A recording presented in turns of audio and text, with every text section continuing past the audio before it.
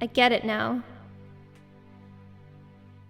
My panic attack was not attacking me. It was a fire alarm, pleading for action. But when I focused on how horrible panicking feels, I missed it. I focused on how much the alarm hurt my ears, not on the message it carried. And then I suffered. And it's hard to be caught there, because there's still a fire somewhere, and no pleading or begging is going to make the alarm stop. And God help you if it does. You need to refocus. Acknowledge the alarm, not just your sore ears, tinnitus from staying too long in a burning house. Your house is on fire. The alarm isn't the enemy here. My anxiety isn't trying to hurt me. It's trying to get me off my ass. Imagine its horror when I end up agoraphobic instead. Hidden in my bed. Trying to comfort myself, make the alarm a little more bearable. Suffering. The opposite of its intention. You stay there long enough, you think the noise is the problem, and your task becomes how to live with it, how to somehow overcome the blaring screams.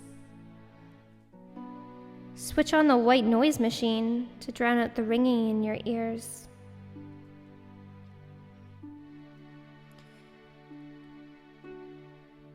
Just because the things I tell myself while panicking aren't true doesn't mean it has nothing to say.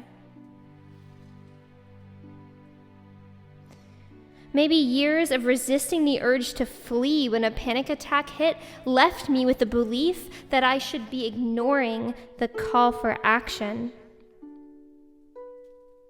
I persevered because I learned not to trust the alarm, and it was life-saving in its own way, because my fire alarm came with messages that no space was safe and no action was helpful. The messages left me constantly fleeing and yet somehow immobile. Like an appliance blinking the wrong error code. Yet something was faulty. My fire alarm's messages drowned out its message. If only it had been a check engine light. I sought out help to address the migraines that came from the alarm. Had I only been able to see no amount of soothing symptoms will cure my disease, learning to ignore it doesn't get you out of a burning house. My house was on fire. My body gave me panic to alert me that this is no home anymore. And I'm not okay with us going up in ashes, desperately shaking me awake as the rooms became engulfed in flames.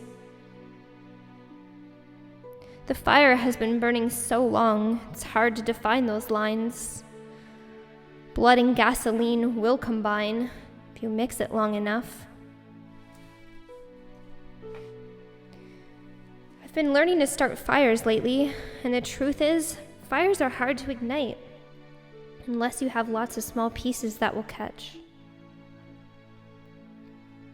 And who has more kindling than a child?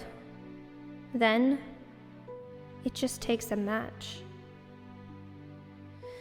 My lungs are full of ash from a lifetime of breathing smoke, believing the smoke was more mine than the oxygen I took. Those tiny sticks. The sparks, the logs piled on, the fire and smoke, it's all been such a part of me. Smoke in my lungs, wood in my bones. There's not just a fire burning inside me. My heart pumps soot as much as blood. The fire became me, took over so much I saw the panic, the fire alarm as other, as enemy, not the thing trying to save me. The ringing in my ears of all the years ignoring the call, the plead, not to flee, but to look inside and see that you're not the one who should be running. It's the fire that doesn't belong. Fire is red. But your eyes are blue. Those sticks in that match, they're not a part of you. They're invaders. So let the alarm pierce your ears and start ripping out those splinters. Let's see what happens when you start fighting the fire instead of coughing up ash. The intensity never questioned, but intention now realized. Panic, violently shaking proof that I'm very much still alive. And on the outside, I get the chance to put out the flames and be the hero. Maybe I can even recover enough of me to carry out. I get it now.